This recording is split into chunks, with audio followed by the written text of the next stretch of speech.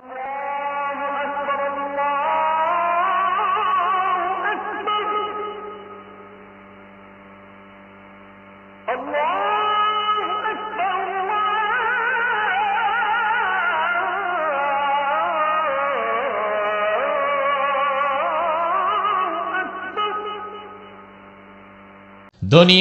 কোন মুসলমান যদি 5 ওয়াক্ত ফরজ নামাজের পরে দৈনিক 5 বার আয়াতুল কুরসিটা তেলাওয়াত করতে পারে, ওই ব্যক্তির মৃত্যু হয়ে যাওয়ার সাথে সাথেই আরশের মালিক আল্লাহ তারে জান্নাতের মেহমান বানায় দিবে।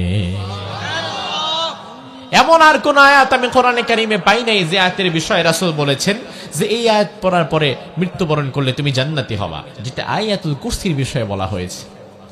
এই আয়াত যদি আপনি 5 ওয়াক্ত ফরজ সালাতের পরে তেলাওয়াত করতে পারেন, লাম ইয়ামনাহু মিন দুখুলিল জান্নাতি ইল্লাল মাউত, মৃত্যু ছাড়া আপনার আর জান্নাতের মধ্যে আর কোনো ব্যবধান নাই। মৃত্যু হয় না দেখে আপনি জান্নাতে যান না, মৃত্যু হবে আপনি জান্নাতে চলে যাবেন। সুবহানাল্লাহ। এই যে আয়াতুল কুরসি, কুরসি নামটা কেন হলো? কুরসি মানে কি জানেন? হ্যাঁ, তাও জানেন? এই যে আমি যে বসে আছি, আরবিতে এটার নামও কুরসি, এটার নাম কুরসি।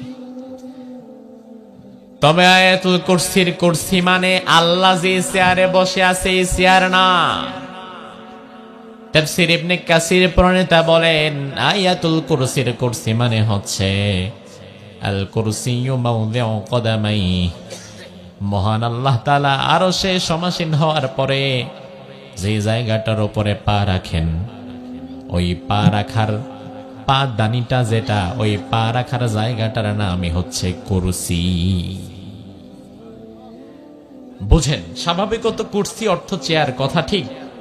তবে আয়াতুল কুরসির কুরসি মানে আল্লাহর চেয়ার না, বরং আয়াতুল কুরসির কুরসি মানে মাওদিউ কদামাই, আল্লাহর পা রাখার জায়গা।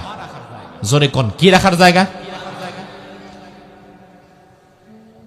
সৃষ্টি আর স্রষ্টার পার্থক্যটা বোঝেন। আমাদের এই যে দুইটা পা, এই পা রাখতে কতটুকু জায়গা লাগে? হাফ হাত, 1 হাতও না, এই 1 বিঘা জায়গা হলে আপনার দুইটা পা রাখতে পারবেন। আপনি ছোট্ট একটা ফিরি মোড়া দিলে আপনি আপনার পা আরামসে রাখতে পারবেন।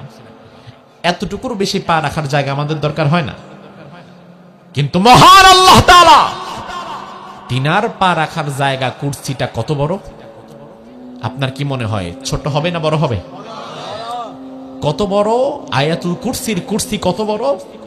এবার রাসূলের কাছ থেকে তার ব্যাখ্যা নেন যে কুরসিটা কত বড়। এই কুরসিটা কত বড় দেখেন, রাসূল বলছেন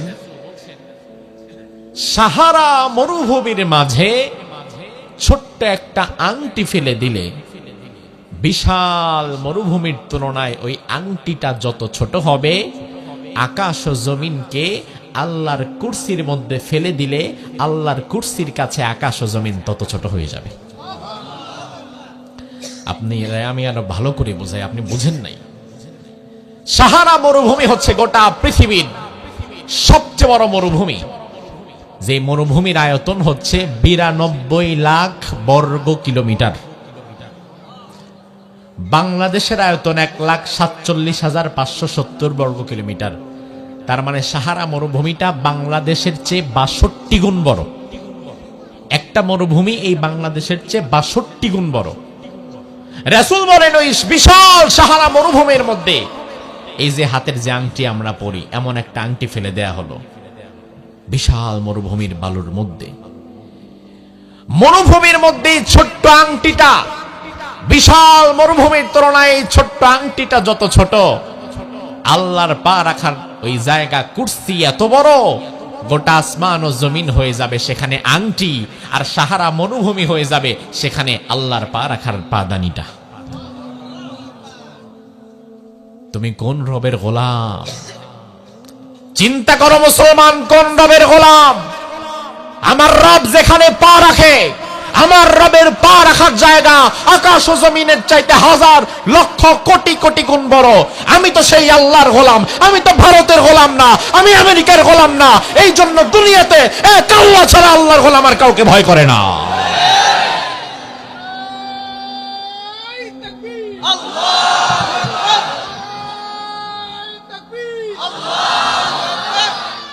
তার কারণ হচ্ছে আমি যদি জানি আমার মালিকের ক্ষমতা কতটুকু, তাইলে আমার ভয় পাওয়ার কি দরকার? দুনিয়ার মানুষ নিজের ক্ষমতায় বড়াই করে না, বড়াই করে আরেকজনের ক্ষমতায়। দল ক্ষমতায় আসার আগেই ওনার ক্ষমতার দাপটে এলাকায় হাঁটা যায় না, আর দল ক্ষমতায় চলে আসলে উনি যদি দূরতম সম্পর্ক কোনো নেতার সাথে মেনটেন করতে পারে, তাইলে এলাকায় সে আরেক নেতা হয়ে যায়। কারণ সে জানে আমার মালিকের ক্ষমতা অনেক, অথচ তার কিন্তু কিচ্ছু নাই। দুনিয়ার 2 টাকার ক্ষমতাওয়ালা নেতার পেছনে ঘুরে তার যদি গা এত গরম হয়, আমি যদি আমার আল্লাহর গোলাম হই, আমার সম্পর্ক যদি আল্লাহর সাথে থাকে, তাহলে আমার সামনে দাঁড়িয়ে কথা বলার মতো ক্ষমতা তো দুনিয়ার কারো নাই। আমার ক্ষমতা নাই তো কি হয়েছে, আমার মালিকের তো আছে। সে আল্লাহ বলছেন, বান্দা ওয়ামা কদারুল্লাহ হাক্কা কদরি ওয়াল আরদু জামিআন কবদতুহু ইয়াওমাল কিয়ামাতি ওয়াস সামাওয়াতু মাতাওয়াতুম বিয়ামিনিহি। দুনিয়ার মানুষ আমি আল্লাহর কদর বুঝতে পারল না, আমি আল্লাহকে দুনিয়ার মানুষ কদর করতে জানল না। দুনিয়ার মানুষ আমার ক্ষমতা সম্পর্কে জানে না, এই জন্য নেতার গোলামি করে, দলের গোলামি করে। অথচ তারা যদি আমি আল্লাহর ক্ষমতা সম্পর্কে জানতো, তাহলে আমি আল্লাহ ছাড়া কারো গোলামি আর কোনোদিন তারা করত না। সে আল্লাহ রাব্বুল আলামিন বলছেন, বান্দা আল্লাহু লা ইলাহা ইল্লাহু, আমি এমন আল্লাহ। আল্লাহু লা ইলাহা ইল্লাহু, আমি এমন আল্লাহ, আমি আল্লাহ ছাড়া তোমাদের আর কোনো ইলাহ নাই। আমার ভাই, এই যে 30 পারা কোরআনে হাজার হাজার আয়াত আল্লাহ দিয়েছেন, এর মধ্যে আয়াতুল কুরসির গুরুত্ব সবচেয়ে কম না বেশি? আয়াতুল কুরসির দাম কম না বেশি? বেশি হওয়ার পেছনেও কিছু কারণ আছে না নাই? অন্যতম একটা কারণ হচ্ছে আয়াতুল কুরসিটা এমন একটা শব্দ দিয়ে শুরু হয়েছে, যে শব্দটা আল্লাহর সব চাইতে পছন্দের নাম। আল্লাহ রাব্বুল আলামিনের অনেকগুলো নাম আছে। আল্লাহ কোরআনের মধ্যে বলেন, ওয়ালিল্লাহিল আসমাউল হুসনা ফাদউহু বিহা, আমার অনেক অনেক নাম, যে কোনো নাম দিয়ে আমারে ডাকো আমি খুশি হয়ে যাব। তবে আমি আল্লাহর সব চাইতে পছন্দের নাম হচ্ছে আল্লাহ। জোরে কোন আল্লাহর সবচেয়ে পছন্দের নাম কি? আর আয়াতুল কুরসি শুরুই হয়েছে আল্লাহর পছন্দের নামটা দিয়ে। শুরুতে আল্লাহ শব্দটা আছে না নাই? আল্লাহ নামটা কেন আল্লাহর এত পছন্দের, কেন এত পছন্দের? তার কারণ আমার ভাই, আল্লাহ নামটা লেখার জন্য অক্ষর লাগে 4টা। কয়টা? আলিফ, লাম, লাম, হা, মধ্যখানে তাসদিদ হওয়ায় লাম 2টা একসাথে ঢুকে গেছে, এজন্য মনে হবে 3টা, কিন্তু আসলে ভেতরে অক্ষর আছে 4টা। আল্লাহ নামটা এত চমৎকার, আপনি যদি এক একটা অক্ষরকে কেটে কেটে বিচ্ছিন্ন করেন, ওই কাটা বিচ্ছিন্ন অক্ষরগুলো দিয়েও আপনি আপনার আল্লাহর পরিচয় খুঁজে পাবেন।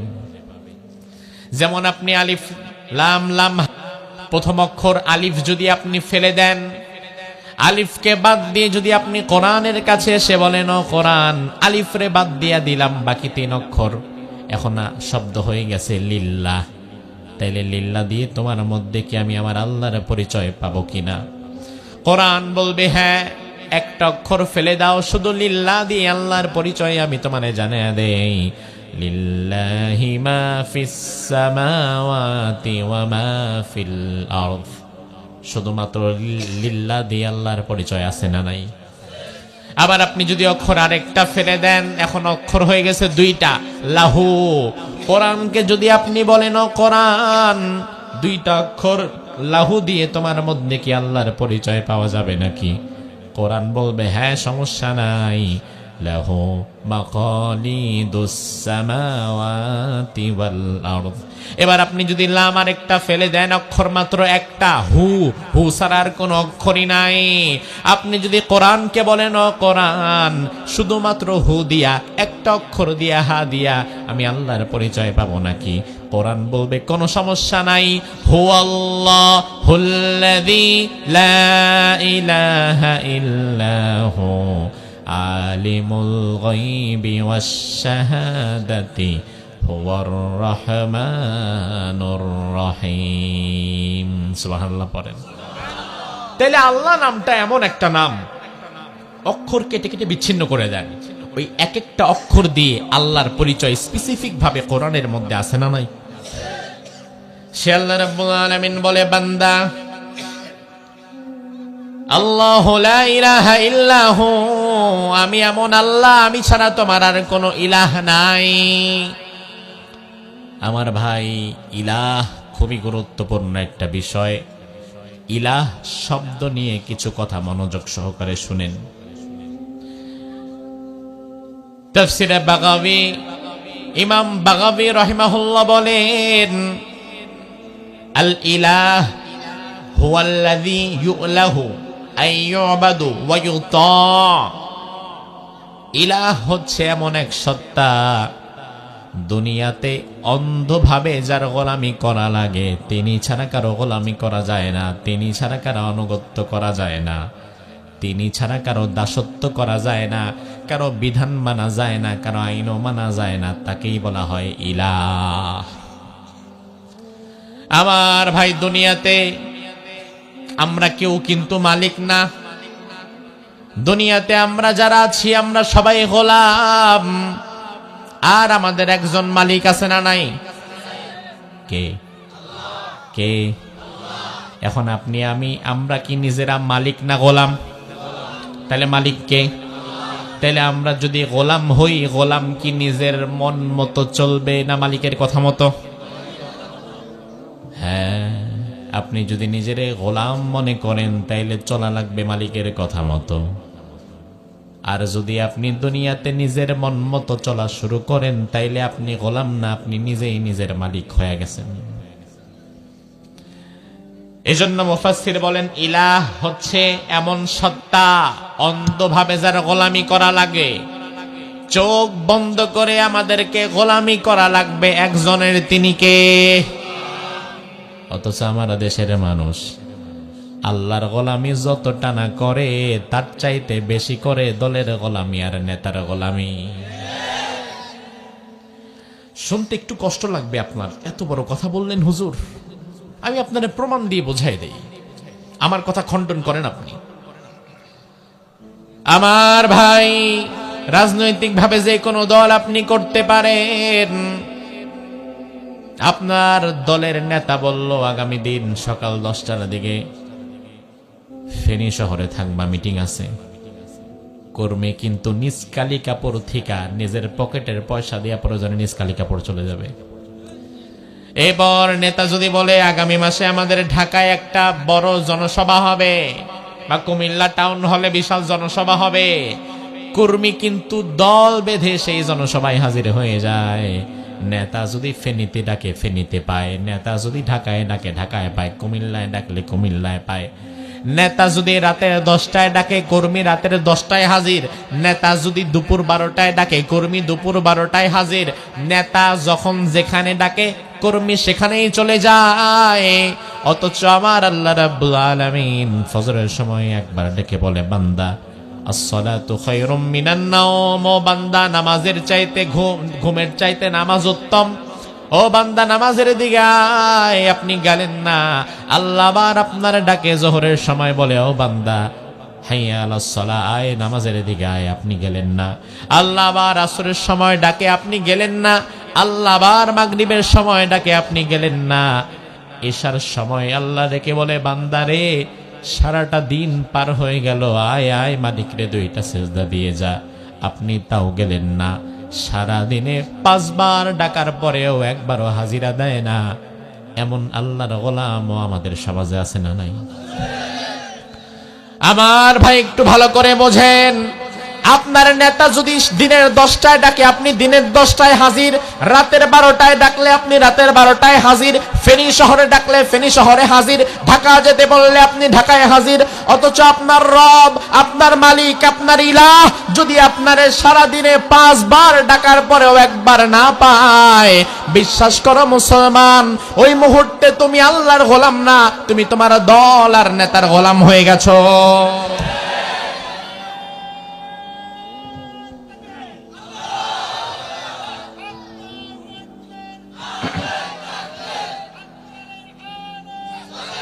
আমার ভাই এবার একটু মনোযোগ দেন।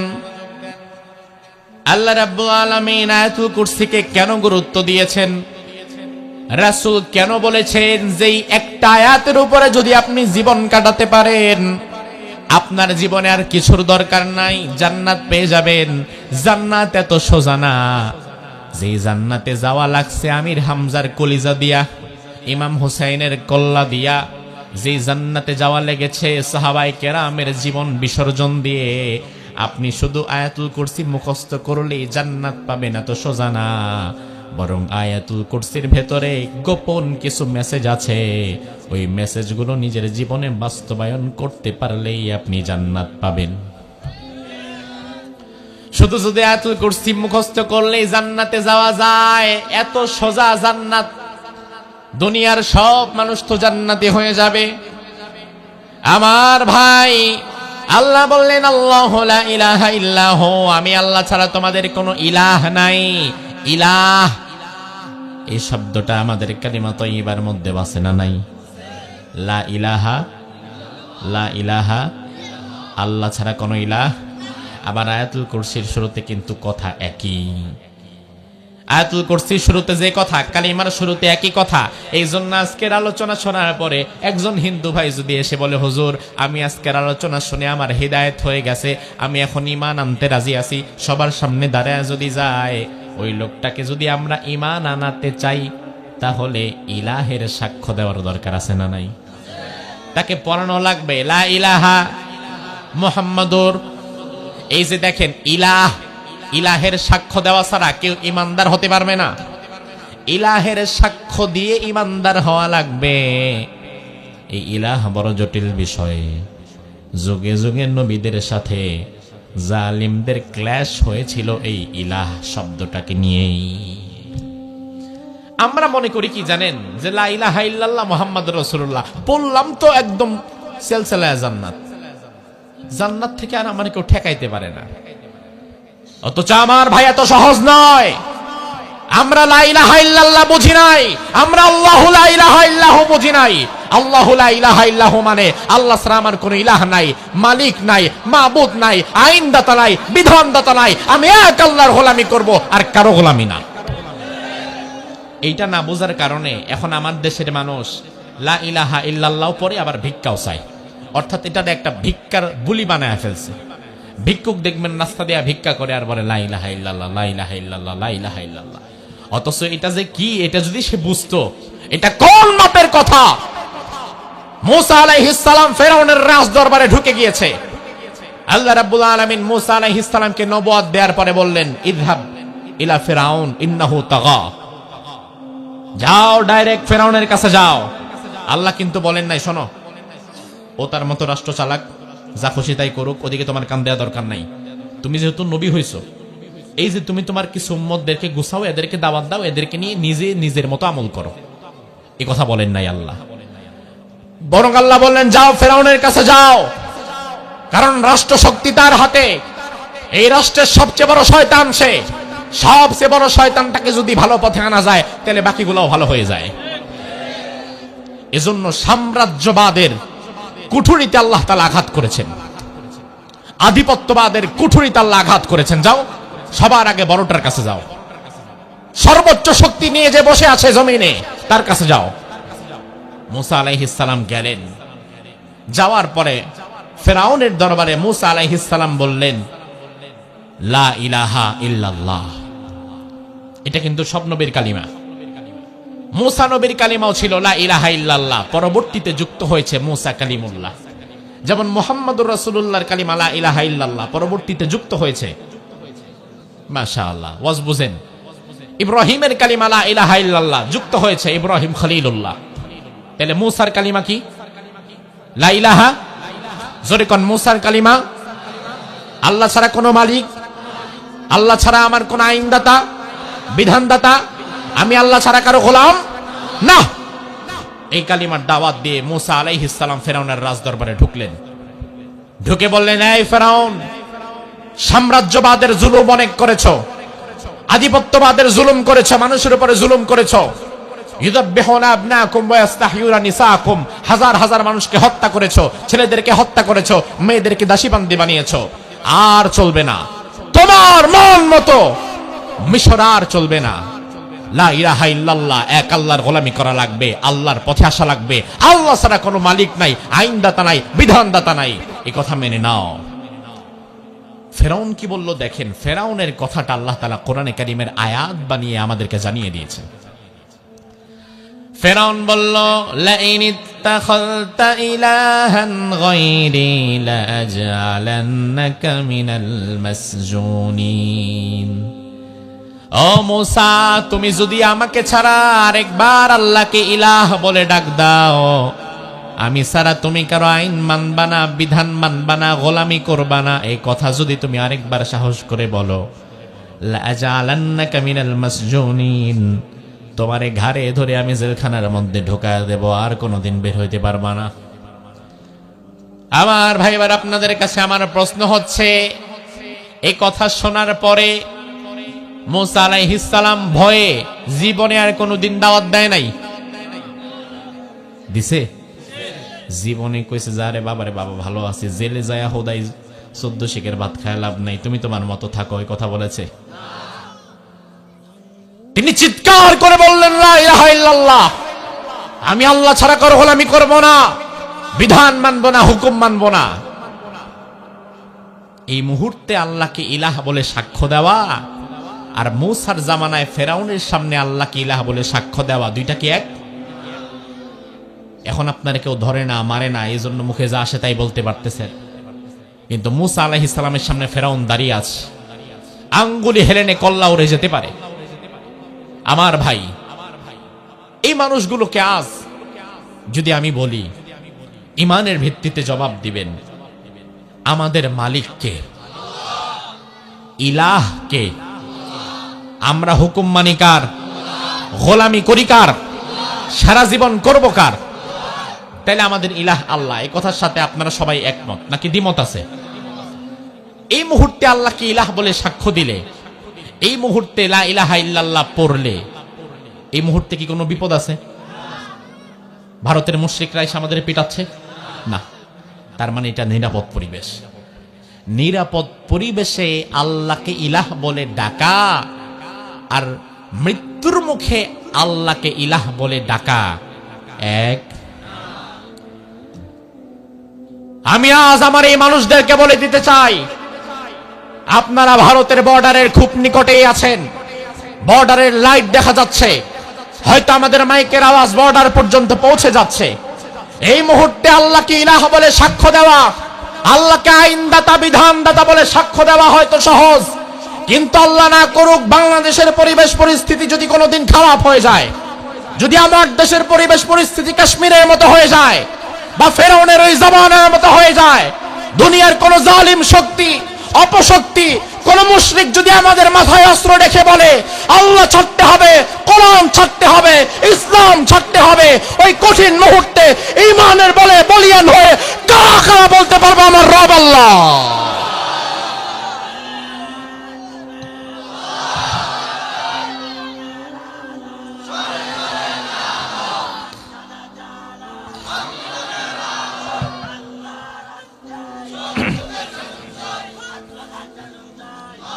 আমার ভাইরা লক্ষ্য করেন,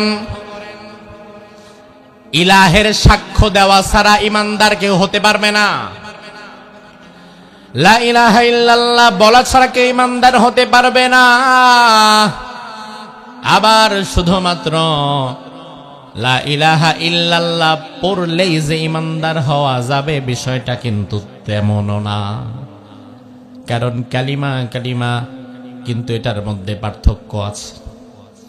লা ইলাহা ইল্লাল্লাহ পড়ার পরে আবু বকর চলে গেছে জান্নাতে, কিন্তু লা ইলাহা ইল্লাল্লাহ পড়ার পরে আব্দুল্লাহ বিন উবাই চলে গেছে জাহান্নামে, অথচ কালিমা তো দুইজনই পড়ছে। তার মানে আমার ভাই শুধু মুখে লা ইলাহা ইল্লাল্লাহ পড়লেই হবে না, এর ভেতরে ভিন্ন কিছু কারণ আছে, ভিন্ন কিছু কাজ আছে। আল্লাহ কোরআনের মধ্যে বললেন, ওয়া মিনান নাসি মান ইয়াকুলু আমান্না বিল্লাহি ওয়া বিল ইয়াউমিল আখির ওয়া মা হুম বিমুমিনিন। দুনিয়ার মানুষের মধ্যে এমন কিছু মানুষ থাকবে যারা বলবে আমরা আল্লাহর প্রতি ঈমান আনলাম, আখিরাতের প্রতি ঈমান আনলাম, আমরা কালিমা পড়লাম, লা ইলাহা ইল্লাল্লাহ পড়লাম। আমার আল্লাহ বললেন, ওয়া মা হুম বিমুমিনিন, আমি আল্লাহ সাক্ষ্য দিলাম তারা ঈমানদার না। তার মানে আমার ভাই লা ইলাহা ইল্লাল্লাহ পড়লে যে ঈমানদার হওয়া যাবে বিষয়টা কিন্তু তেমনও না। শুধুমাত্র লা ইলাহা ইল্লাল্লাহ মুখে পড়েই যদি ঈমানদার হওয়া যেত, লা ইলাহা ইল্লাল্লাহ মুখে পড়েই যদি জান্নাতে ঢুকে যাওয়া যেত, তাইলে আব্দুল্লাহ বিন উবাই দোষটা করছে কি? সেই সারা জীবনে কালিমাটা 1000 বার পড়েছে।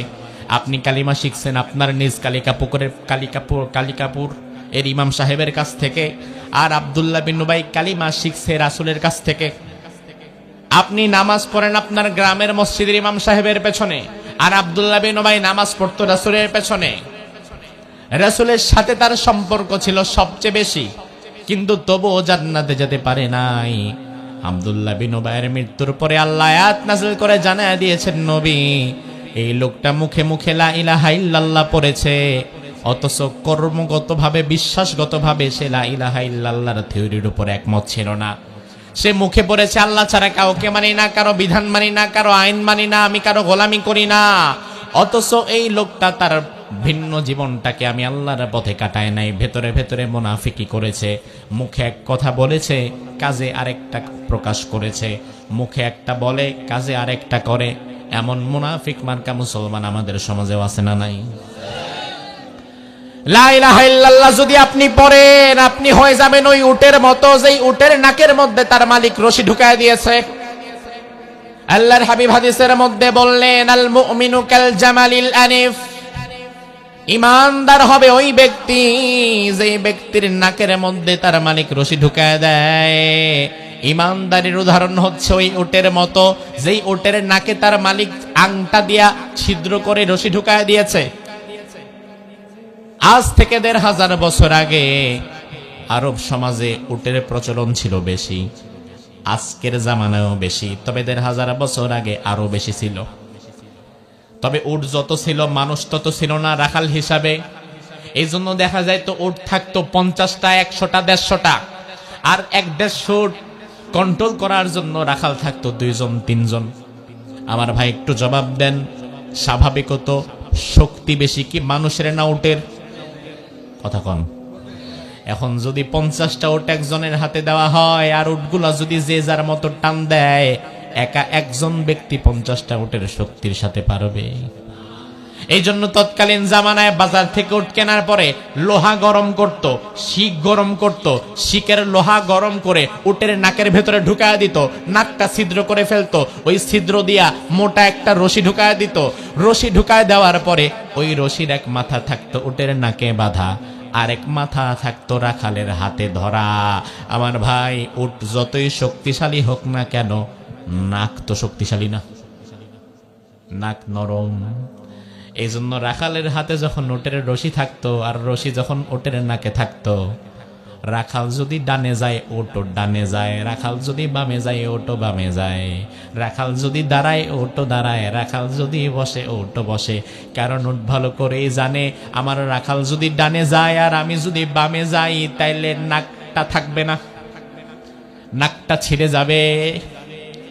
আল্লাহর হাবিব বললেন, ঈমানদার তুমি যখন বলবা লা ইলাহা ইল্লাল্লাহ, আল্লাহ ছাড়া আমার কোনো আইনদাতা নাই, বিধানদাতা নাই, মালিক নাই, ইলাহ নাই, কেউ নাই, এই কথা বলে ঈমান যখন আনবা, তোমার জীবনে আল্লাহ রাব্বুল আলামিন ঈমানের এক রশি ধরায় দিয়েছে। এরপর ঈমান আনার পরে তুমি আর মন মতো চলতে পারবা না। ঈমান আনার পরে তোমার ব্যবসা করা লাগবে সেভাবে, তোমার আল্লাহ চাইবেন যেভাবে। ঈমান আনার পরে তোমার পরিবারটা চালানো রাখবে সেভাবে, তোমার আল্লাহ চাইবেন যেভাবে।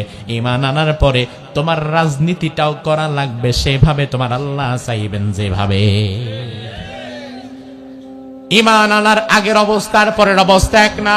ঈমান আনার আগে আপনি যা খুশি তাই করেন, তবে ইমানদার হয়ে যাওয়ার পরে আপনার নাকি আল্লাহ রশি ঢুকায় দিয়েছে। এখন ইমানের রশি ফলো করে আপনারে চলা লাগবে। ব্যবসার মধ্যে সুদ ঢুকাইতে পারবেন না, পরিবারটারে বেপর্দায় রাস্তা দিয়ে ঘুরাইতে পারবেন না, মানুষের হক মারার রাজনীতি করতে পারবেন না। ইমানের রশি যেই দিকে, আল্লাহ যেই দিকে যেতে বলবে আপনারে সেই দিকে যাওয়া লাগবে। অন্যথায় ওই উট যদি মালিক ডানে গিয়ে উট যদি বামে যায়, উটের নাক যেমন আর থাকে না। ইমানদার দাবি করার পরেও আল্লাহ যদি ডানে যেতে বলে, আপনি যদি ডানে না গিয়া বামে যান, আপনার ইমানও কিন্তু আর থাকে না। আমার ভাই, কথাগুলো আমি সহজে বোঝাবার চেষ্টা করছি, ভালো করে বুঝবেন। ইমানদার আপনারে আল্লাহ জোর করে বানায় নাই। জোর করে বানাইছে না। আমাদের বাংলাদেশের সর্বোচ্চ বাহিনী যেটা, কি বাহিনী? কথা কয় না। যদিও বিগত 17 বছর এটা মূলত হয়ে গেছিল সেনাবাহিনী, ঠিক কিনা? সেনাবাহিনীর দায়িত্ব হচ্ছে রাষ্ট্রে যদি কোনো বড় মাপের অন্যায় হয়, গভর্নমেন্টকে সেই অন্যায় থেকে বাধা দেওয়ার মতো ক্ষমতাও তার থাকা লাগবে। কিন্তু বিগত 17 বছর আমরা দেখছি সেনাবাহিনী রাস্তা কাটা ছাড়া, খাল কাটা ছাড়া আর কোনো কাজ তার নাই। চোখের সামনে মানুষ মইরা পইরা থাকে, তার কোনো খবর নাই। এই যে আমার ভাই, সেনাবাহিনী বাংলাদেশের সর্বোচ্চ বাহিনী, ঠিক কিনা? এই সেনাবাহিনীর চাকরি করে এমন যুবক আপনাদের এই জায়গাতে, এই গ্রামে হয়তো 2-1 থাকলে থাকতে পারে, আছে তো? এবার আমার ভাই একটু জবাব দেন, সেনাবাহিনীর চাকরি করে আপনাদের এই এলাকার সন্তান, সেনাবাহিনী প্রতি বছর একবার চাকরির সার্কুলার দেয়, যারা যারা আগ্রহী তাদেরকে যোগাযোগ করতে বলে। কিন্তু সেনাবাহিনীর এত অকাল পড়ে নাই, আপনার ঘরে আইসা বুঝাবে, চাচা আপনার পোলাডারে দেন, সেনাবাহিনী বানায় দেই। আপনার হাতে পায়ে ধইরা সেনাবাহিনীর লোক নিবে না, বরং আপনি যদি সেনাবাহিনীতে যুক্ত হতে চান, আপনার স্বেচ্ছায় যাওয়া লাগবে। কথা কি ঠিক কিনা? এরপরে যাওয়ার পরে তারা আপনার হাইট, ফিট, বডি সব চেকআপ টেকআপ দিয়ে যদি আপনার যোগ্য মনে করে তাইলে রাখবে। কিন্তু আমার ভাই, রাখবে তো শুধু রাখবে না, রাখার পরে আপনার উপরে এমন ট্রেনিং চালাবে যেই ট্রেনিং আপনি বাপের জন্মেও করেন নাই। সেনাবাহিনীর ট্রেনিং থেকে পালায় চলে আসে মানুষ, আছে না নাই? জীবন বাঁচানোর জন্য পালায় চলে আসে যে আমার চাকরি লাগবে না, ভিক্ষা চাই না, কুত্তা সামলা। ভিক্ষা নিতে গেছিল আপনার ঘরে, কুত্তা 2টা লাগায় রাখছেন। কুত্তা এবার ভিক্ষা বেডির এমন দৌড়, ভিক্ষা বেডি যাওয়ার সময় কয়, বাবা রে তোর ভিক্ষা লাগবে না, তুই কুত্তা 2টা সামলা। তো ওই রকম এত কঠিন ট্রেনিং, এখান থেকে পালায় চলে আসে মানুষ। আমার ভাই একটু ভালো করে বোঝেন, সেনাবাহিনীর ট্রেনিং এ যাওয়ার আগে আপনাদের এলাকার ওই ছেলেটা হয়তো বিশাল বড় বড় চুল রাখতো, হাতে বড় বড় নখ রাখতো, যেমনে খুশি তেমনে মোছ রাখতো, যেমন খুশি তেমন জামা পরতো। কিন্তু সেনাবাহিনীর ট্রেনিং এ ঢোকার পরে এখন আর যেমন খুশি তেমন জামা চলে না, যেমন খুশি তেমন নখ চলে না, যেমন খুশি তেমন চুলও চলে না, যেমন খুশি তেমন জুতাও চলে না।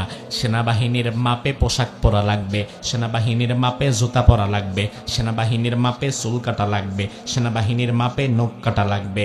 একদম টোটালি সেনাবাহিনীর যে আইন ও কানুন আছে এগুলা মানা লাগবে। আপনি যদি ঢোকার পরে কোন মানি না, তাইলে সেনাবাহিনীর মায়ের আছে না নাই?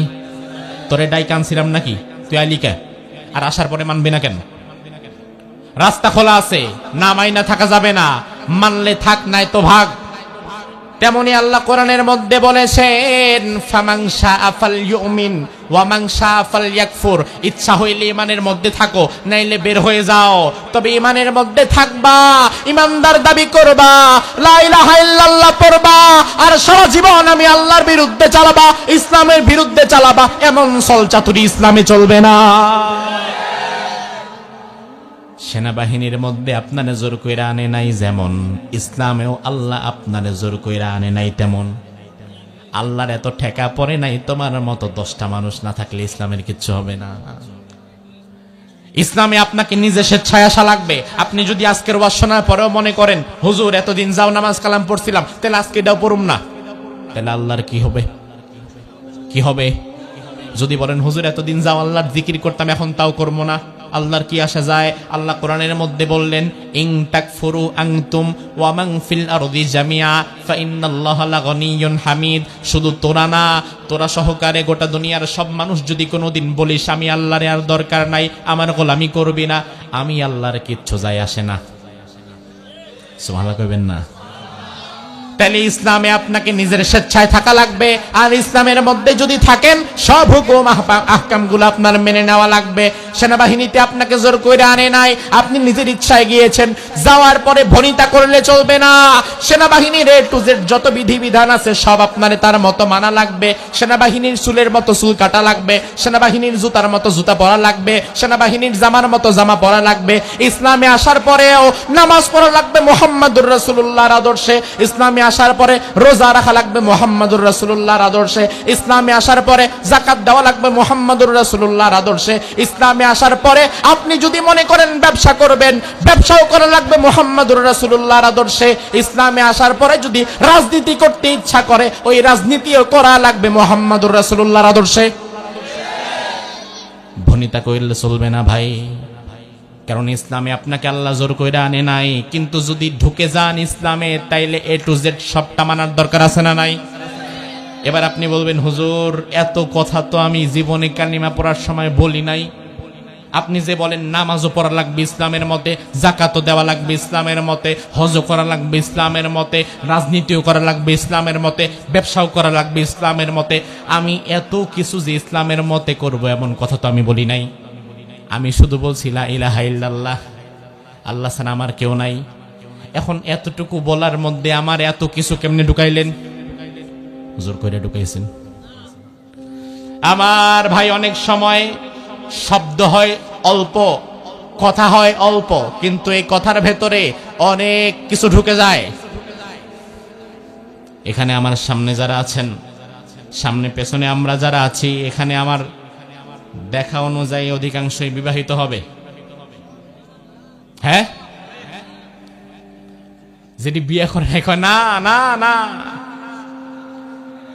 আমার ভাই বিয়ে করেন আর না করেন, অন্তত বিয়ের নিয়ম কানুন জানা আছে তো? তাও না থাকলে আর বিয়ে করার দরকার নেই তোমার। আমার ভাই লক্ষ্য করেন, বিয়ের মজলিস যখন হয়, বর কনেকে একসাথে করে কাজী সাহেব যখন বিয়েটা পড়ায়, অমুকের মেয়ে অমুকের সাথে এত টাকা দেন মেহরের বিনিময়ে, বরকে বলা হয় তুমি যদি রাজি থাকো তাইলে বলো কবুল। পোলাপানের বিয়া লাগবে, এত শীত পড়ছে মিয়া, বিয়া ছাড়া পারা যায়? সর্বনাশ। হ্যাঁ, নিজ কালিকাপুরের যুবকেরা তো দেখি বিয়ের জন্য পাগল হয়ে গেছে। যাক, বাপ চাচারা তো আছেই, ওয়াজে আছে না? বাপ চাচারা তাদের আওয়াজটা শুনতেছেন তো? আওয়াজ শুনেন। আপনার পোলা কিন্তু বাচ্চা না, পোলা এখন বাচ্চা হয়ে গেছে, তাড়াতাড়ি বিয়ে করায় দিতে হবে।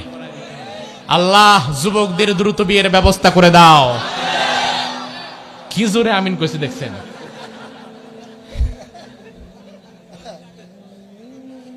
আমার ভাই, এই যে বিয়ের মজলিসে আপনাকে সব কিছু বলার পরে বলা হলো কবুল, আপনিও বললেন কবুল। এই যে কবুলটা 2-4-5 দিন যাওয়ার পরে আপনি যদি বলেন সাতার সংসারই করুম না, লাগবো না তো সংসার, বউ কইব কেন কি হয়েছে? প্রথম দিন থেকে জ্বালানি শুরু হয়েছে, চায়ের পাতি নাই, চিনি নাই, কাপ নাই, ফ্রিজ নাই, লুঙ্গি নাই, গামছা নাই, তেল নাই, সাবান নাই, এত কিছু নাই, সব আমার দেওয়া লাগবে নাকি? আর আমি কি বিয়ের সময় বলছি নাকি আমার এত কিছু দিব? আমি তো শুধু বলছি কবুল। এখন এর মধ্যে তুমি এত কিছু চাও কেমনে? এত কিছু ঢুকাইলা কেমনে? আমার ভাই, এ কথা যদি ওই মুহূর্তে কেউ বলে, তাইলে ওই বেডি কি আর আছে না গেছে? সংসার কি থাকবে না ভাঙবে? তার মানে কি? তার মানে কবুল শব্দ ছোট, কিন্তু এই ছোট্ট শব্দের ভেতরে ওই নারীর সারা জীবনের সকল দায় দায়িত্ব আপনার কাঁধে আপনি ন্যস্ত করে নিয়েছেন। লা ইলাহা ইল্লাল্লাহ শব্দ বড় না, লা ইলাহা ইল্লাল্লাহ কথা ছোট। আল্লাহ ছাড়া আমার কেউ নাই, কোনো মালিক নাই, ইলাহ নাই, কেউ নাই, কথা ছোট। কিন্তু এই ছোট্ট কথার ভেতরে আমি আমার সারাটা জীবন আল্লাহর পথে চলাবো। আমার অর্থনীতি, সমাজনীতি, ব্যবসা নীতি, রাজনীতি, পারিবারিক নীতি সব চলবে ইসলামের ভেতরে, আল্লাহর বিধান অনুযায়ী। এছাড়া আমি কাউকে মানি না। এই সব কথা লা ইলাহা ইল্লাল্লাহর ভেতরে আছে না নাই? এখন বিয়ের পঞ্চম দিন স্বামী যদি খালি বলে এত কিছু আমি বলি না, এত কিছু দিতে পারবো না, তাইলে ওই সংসার যেমন থাকে না। ইসলাম গ্রহণের পরে যেই বান্দা বলবে এত কিছু ইসলাম দিয়া করা যাবে না, তার ঈমানটাও থাকে না। ইসলাম এমন এক বিষয়, আল্লাহ রাব্বুল আলামিন বলেন, আল ইয়াউমা আকমালতু লাকুম দীনাকুম ওয়া আতমামতু আলাইকুম নিয়ামাতি ওয়া রাদিতু লাকুমুল ইসলাম দীনা। ইসলামটারে আমি তোমাদের জন্য পরিপূর্ণ করে দিলাম। তাইলে ইসলাম যদি পরিপূর্ণ হয়, ইসলামের মধ্যে মানব জীবনের জন্য যা দরকার তার সব বিধিবিধান আছে না নাই? আমার ভাইরা, ইলাহ এমন এক শব্দ, ইলাহের সাক্ষ্য দেওয়া ছাড়া ঈমানদার হওয়া যাবে না। আবার দুনিয়ার কোনো মানুষ যদি কাজে পরিণত না করে, অন্তরে বিশ্বাস না করে, শুধু মুখে মুখে লা ইলাহা ইল্লাল্লাহ পড়ে, ওই ব্যক্তি ঈমানদার হতে পারবে না। দুনিয়াতে ঈমানদার সাজা সহজ, কিন্তু প্রকৃত ঈমানদার হওয়া কঠিন। ঈমানদার তো সবাই সাজে। পৃথিবীতে বর্তমানে মুসলমানের সংখ্যা 200 কোটি। আপনার বিবেকের কাছে আমি প্রশ্ন করে জানতে চাই, এই যে 200 কোটি বর্তমান পৃথিবীতে মুসলমান, আপনার বিবেক কি বলে এই 200 কোটি সবাই কি আসল ঈমানদার? কথা কন। আরে মুসলমান পৃথিবীতে যদি 200 কোটি আসল ঈমানদার বর্তমান টিকে থাকতো, তাহলে মসজিদ আল আকসা কোনদিন ইহুদিদের হাতে থাকতো না। গোটা বিশ্বের বিপ্লব করার জন্য 200 কোটি লাগে না, সমাজ বিপ্লবের জন্য 200 কোটি লাগে না। ইসলাম তো সেই দিন ছিল যেই দিন 313 জন ইমানি জজবা নিয়ে দাঁড়িয়ে গিয়েছিল, অপর প্রান্তে হাজারও ছিল। ইসলাম তো সেই দিন ছিল যেদিন খালিদ বিন ওয়ালিদ মুতার প্রান্তরে 3000 সাহাবী নিয়ে দাঁড়িয়ে আছে, 3000। বিপরীতে তৎকালীন পৃথিবীর পরাশক্তি রোমান সৈন্যরা দাঁড়িয়েছিল 2 লাখ। কয় লাখ? হিসাব মিলাইতে পারবেন না, হিসাবটা একবার মিলান। পৃথিবীর বর্তমান পরাশক্তি যাদেরকে ধরা হয় তারা কারা? হ্যাঁ, আমেরিকা। পৃথিবীর সবচেয়ে সভ্য জাতি তারা দাবি করে, অথচ বিশ্বাস করেন আমেরিকা হচ্ছে গোটা পৃথিবীর সবচেয়ে অসভ্য জাতি। আজকের খবর জানেন? ভেনিজুয়েলা পৃথিবীতে একটা দেশ আছে, নাম শুনছেন? ভেনিজুয়েলার প্রধানমন্ত্রী এবং তার স্ত্রীকে আমেরিকা ভেনিজুয়েলা থেকে উঠায় আমেরিকায় নিয়ে গেছে, আটকে রাখছে। তার কারণ কি? ভেনিজুয়েলার মাটির নিচে 302 মিলিয়ন ব্যারেল তেলের মজুদ আছে। আর আমেরিকার সভ্যতা এমন, পৃথিবীর যেই মাটির নিচে তারা কোনো খনিজ সম্পদ দেখতে পায়, তারা ক্ষুধার্ত হায়নার মতো ওই মাটির উপরে তারা হামলে পড়ে। ভেনিজুয়েলার মাটির নিচে এত খনিজ সম্পদ, 302 ব্যারল তেল, 302 বিলিয়ন ব্যারেল তেল। আমেরিকার কুকুরদের সহ্য হয় নাই, পুরা ভেনিজুয়েলাকে তছনছ করে দিয়ে একটা স্বাধীন দেশ, দেখেন কোন জায়গায় বর্বরতা চলে গেছে। একটা স্বাধীন দেশের সরকার যদি আমেরিকার কথা না শুনে, তাহলে আমেরিকার বাহিনী এসে ওই দেশটাকে তছনছ করে দিয়ে তার প্রেসিডেন্টকে ধরে নিয়ে যেতে পারে, যে কেন তোর দেশে তেল থাকবে, তুই আমার তেল দিবি না। আপনারা তারা সভ্য বলেন? আমেরিকা হচ্ছে গোটা পৃথিবীর সবচেয়ে বড় ডাকাত। আরে ডাকাত তো তুমি আর রাত 2টার পরে রাস্তায় দাঁড়ায়, আর ও তো দিনে দুপুরে দাঁড়ায়। ও তো ডাকাত না, ও ডাকাতের বাপ, ও সন্ত্রাস। ও কি? আমেরিকা জঙ্গি, মুসলমানদেরকে বলে জঙ্গি, তারা জিহাদি, তারা এই তারা সেই। আসলে মুসলমানেরা জঙ্গি না, তারা গায়ে পরে কাউকে আক্রমণ করে না, গায়ে পরে কাউকে মারে না। কিন্তু যারা দিনে দুপুরে এক দেশের প্রেসিডেন্ট আর প্রধানমন্ত্রী, এক দেশের প্রেসিডেন্ট এবং তার স্ত্রীকে তুলে নিয়ে যেতে পারে, বিশ্বাস করো ওরা সভ্য না, ওরা পৃথিবীর অসভ্য জাতি। গোটা পৃথিবীর সন্ত্রাসের মূল হতে আমেরিকা। গোটা পৃথিবীর বর্তমান পরাশক্তি তারা। এই জন্য আমরা তাদেরকে খুব ভয় করে চলি। আপনি দেখবেন ক্ষমতায় যারাই আসে তারা দুইটা দেশের লেজ ধরে থাকতে চায়, হয়তো আমেরিকা নয়তো ইন্ডিয়া। দুই দেশের যে কোনো এক দেশের লেজ তার একটু ধরে রাখা লাগে। তবে আমরা তো এই জাতি না, আরেকজনের লেজ ধরে পা চাটা গোলাম হয়ে বাঁচতে হবে, ওই জাতি তো আমরা না। আমি সেই জাতি যেই জাতির মহাবীর খালিদ বিন ওয়ালিদ মুতার প্রান্তরে 3000 সাহাবী নিয়ে দাঁড়িয়ে গিয়েছে 2 লক্ষ রোমান সৈন্যদের বিরুদ্ধে। ওই যুদ্ধের ইতিহাস কি, ফলাফল কি? ওই যুদ্ধের ফলাফল হচ্ছে ওই যুদ্ধে খালিদ বিন ওয়ালিদের তলোয়ার ঝড়ের চেয়ে বেশি দ্রুত গতিতে চলেছে। একটা যুদ্ধে খালিদ বিন ওয়ালিদের 9টা তলোয়ার ভেঙে গেছে। কত হাজার মাথা কাটলে পরে একটা তলোয়ার ভাঙ্গে বুঝো। 2 লক্ষর বিপরীতে খালিদ বিন ওয়ালিদ মুতার প্রান্তরে দাঁড়িয়ে গিয়েছে। দুনিয়ার কোন শক্তি তার কাছে নাই, শুধু আছে লা ইলাহা ইল্লাল্লাহর ঈমানি শক্তি। ঈমানি শক্তি নিয়ে দাঁড়িয়ে গিয়েছে। ইতিহাস বলে খালিদ বিন ওয়ালিদ ঝড়ের গতিতে তলোয়ারটা ঘোরাতে ঘোরাতে যে দিক দিয়ে ঢুকছিল, খ্রিস্টান রোমক সৈন্যদের কাটা মাথাগুলো টাস টাস টাস টাস করে শুধু নিচের দিকে পড়তেছিল। ঢুকে যাচ্ছিল ভেতরেই, ধরেন হাজারো মানুষ দাঁড়িয়ে আছে অস্ত্র নিয়ে রোমান সৈন্য। খালিদ বিন ওয়ালিদ ঝড়ের গতিতে বন্ধখানে ঢুকে গেছে, ঝড়ের গতিতে আবার বের হয়ে গেছে, তাকে কেউ ধরতেও পারে নাই। আর ঢুকার বের হওয়ার মধ্য দিয়ে কয়েক হাজারকে এখানে সে মেরে ফেলেছে। তুমি সেই জাতির সন্তান, তুমি সেই মুসলমান। আজকে আমি একজনকে জিজ্ঞেস করলাম, আপনার পাশে যে বর্ডার, ভয় করে? আচ্ছা, আপনার এই প্রশ্নটা করি।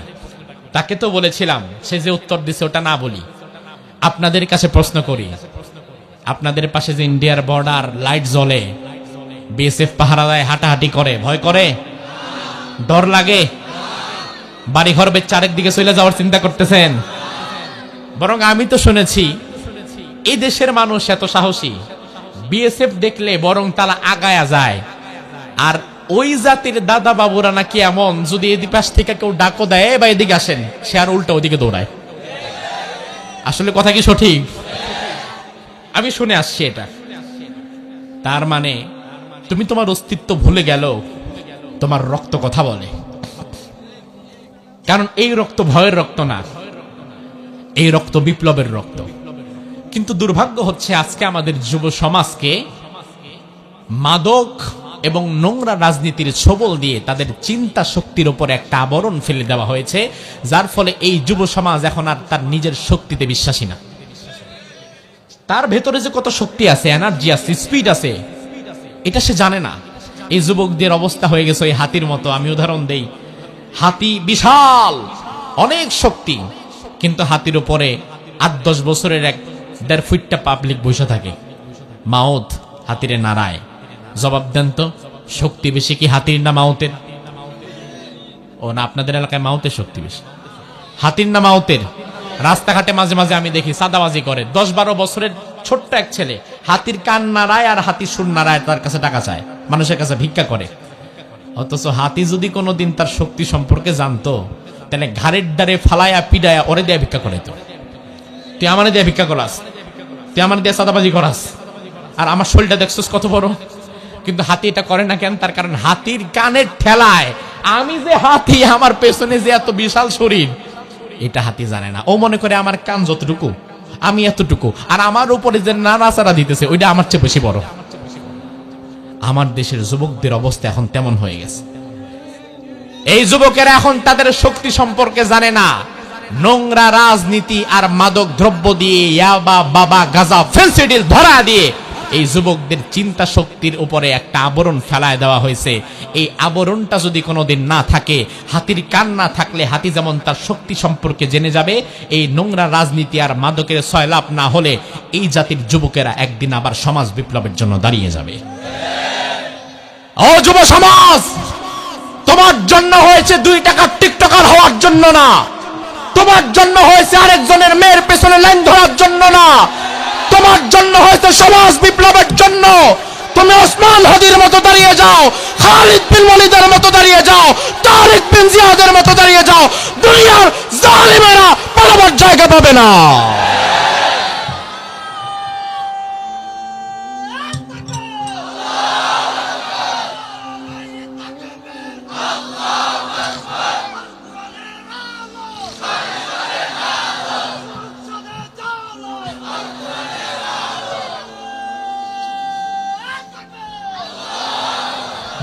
আমার ভাই লক্ষ্য করেন, কালিমা তো সবাই পড়ে, তবে সবার কালিমার দাম আল্লাহর কাছে এক নয়। লা ইলাহা ইল্লাল্লাহ সবাই পড়ে, তবে সবার লা ইলাহা ইল্লাল্লাহর দাম আল্লাহর কাছে এক নয়। আবু বকরের কালিমার দাম এত বেশি, ওই কালিমার দ্বারা আবু বকর জান্নাতে চলে গেছে, আর আব্দুল্লাহ বিন উবাই কালিমা পড়ার পরেও তারে জাহান্নামে যাওয়া লাগছে। তার কারণ হচ্ছে শুধু কালিমা মুখে পড়লেই হবে না, সারা জীবন এক আল্লাহ ছাড়া অন্য কারো গোলামি করা যাবে না। এই আদর্শের উপরে টিকে থাকার দরকার আছে না নাই? মিশর পৃথিবীর মধ্যে একটা দেশ আছে, নাম শুনছেন? আমি গত রমজানে সেখানে ছিলাম। মিশরের পাশেই ফিলিস্তিন, আপনাদের পাশ থেকে যেমন বর্ডার, ওই পাশে ইন্ডিয়া দেখা যায়, মিশরের বর্ডারের পরেও ফিলিস্তিন দেখা যায়। বাংলাদেশে যেমন রোহিঙ্গারা এসে বসবাস করছে, মিশরের বর্ডারে ফিলিস্তিনি মা বোনেরা অনেক লক্ষ লক্ষ মানুষ, তাদের কারো হাত নাই, কারো পা নাই, সন্তানাদি নাই, বর্ডারের পাশে এসে তারা তাঁবু গেড়ে বসবাস করছে। আমি রমজানে 5 দিন সেই ফিলিস্তিনি ভাইদের কাজে ছিলাম, তাদেরকে ইফতার করিয়েছি। ওই মিশর সফরে যাওয়ার পরে আমি একটি ঘটনা জানলাম। বহু বছর পূর্বে মিশরের একজন মুফাসসির এই 30 পারা কোরআনের তাফসিরে তিনি লিখলেন, ওই তাফসিরের নাম হচ্ছে তাফসির ফি জিলালিল কোরআন। ওই তাফসির যিনি লিখেছেন তার নাম হচ্ছে সৈয়দ কুতুব রাহিমাহুল্লাহ। কোরআনের তাফসির লিখলেন। ওই জামানায় মিশরের শাসন কার্য পরিচালনা করেছিলেন যে, তার নাম জামাল আব্দুল নাসের। সে ছিল আমেরিকার হাতের পুতুল, আমেরিকার গোলাম। জামাল আব্দুল নাসের ইসলামী খেলাফত ধ্বংসের মূল হোতা। গোটা মিশরকে নষ্ট করে দিয়ে, আল্লাহর বিধানগুলো বাদ দিয়ে, জুলুমতন্ত্র দিয়ে মিশরকে সে সাজিয়েছিল। আর যুবকদেরকে পশ্চিমা সভ্যতার সংস্কৃতি দিয়া মুরগি বানায়াছিল, যার ফলে যুবকেরা তার বিরুদ্ধে অন্যায়ের প্রতিবাদ করে না। ওই মুহূর্তে ওই মুফাসসির তাফসির ফি জিলালিল কোরআন লিখলেন। তার তাফসির শোনার পরে, তার তাফসির পড়ার পরে মিশরের যুবকেরা আবার নতুন ভাবে জেগে উঠল। তারা বলল, এক আল্লাহ ছাড়া আমরা কারো গোলামি আর করব না, এক আল্লাহ ছাড়া কারো ইবাদত করব না, দাসত্ব করব না, জামাল নাসেরের বিধানও আমরা আর মানব না। এই খবর চলে গেল জামাল নাসেরের কাছে, প্রেসিডেন্টের কাছে। জামাল নাসের গোয়েন্দা বিভাগের দায়িত্ব দিল, যাও মাঠ পর্যায়ে তোমরা ইনকোয়ারি করো, কেন হঠাৎ যুব সমাজ আমার কথা বাদ দিয়ে আল্লাহর কথা মতো চলতে চায়। গোয়েন্দা বিভাগ এসে বলল, একজন মুফাসসির তাফসীর লিখেছে, তার তাফসীর পড়ে যুবকেরা সঠিক পথ পেয়ে গিয়েছে, এখন আর আপনাকে মানতে চায় না, এখন আল্লাহর গোলামি তারা করবে। সাথে সাথে বলা হলো, এই মুফাসসিরকে জেলের মধ্যে ভরো। সৈয়দ কুতুব রাহিমাহুল্লাহকে জেলে ভরা হলো, ফাঁসির রায় দিয়ে দেওয়া হলো। কেন এমন তাফসীর তুমি লিখেছো? কেন তুমি যুব সমাজকে জাগ্রত করার জন্য কাজ করছো?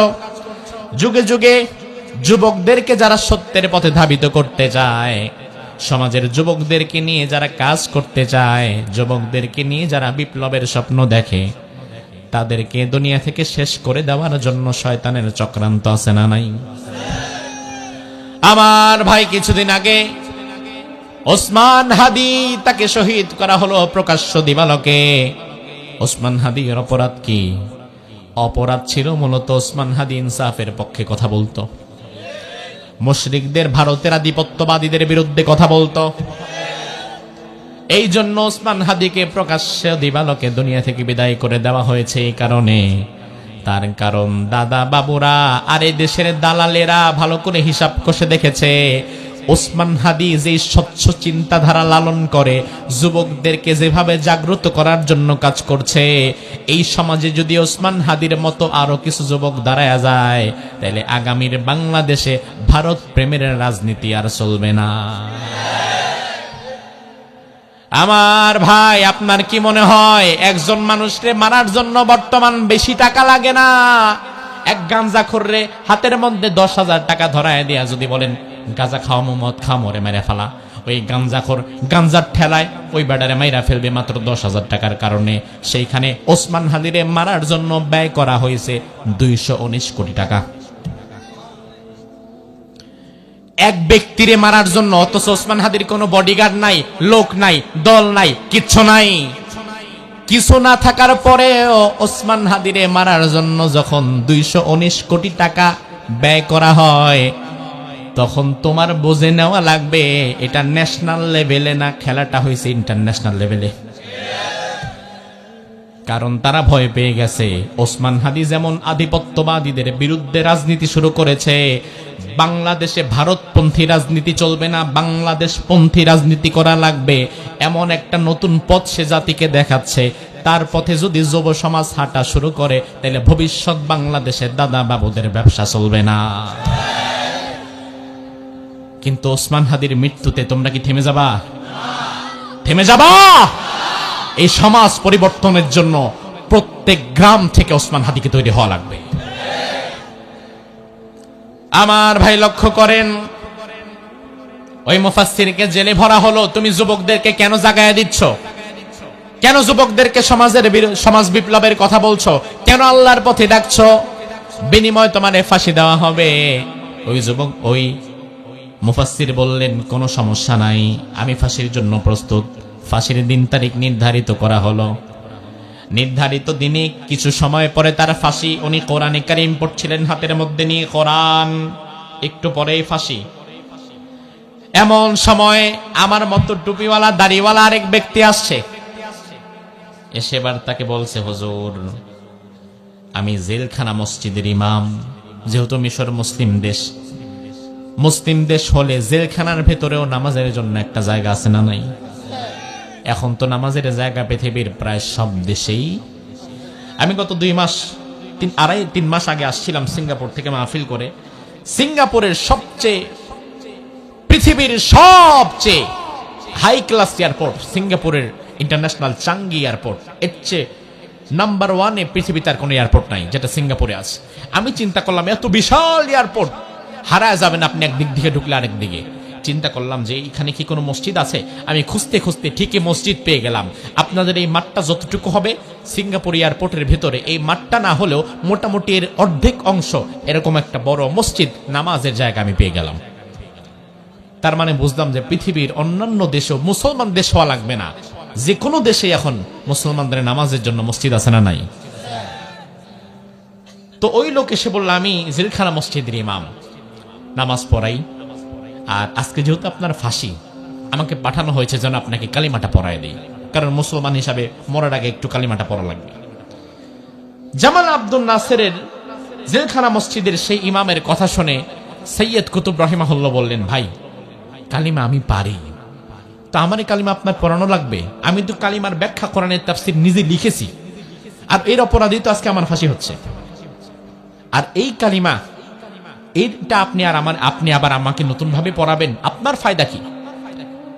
ওই ইমাম সাহেব বলল, হুজুর আমার ফায়দা হচ্ছে আমি যদি 2-4-10 জনকে পুরা মাসে কালিমা পড়াইতে পারি মরার আগে, তাহলে এটা আমার একটা এক্সট্রা ইনকাম, বোনাস, এটা জমা হয়।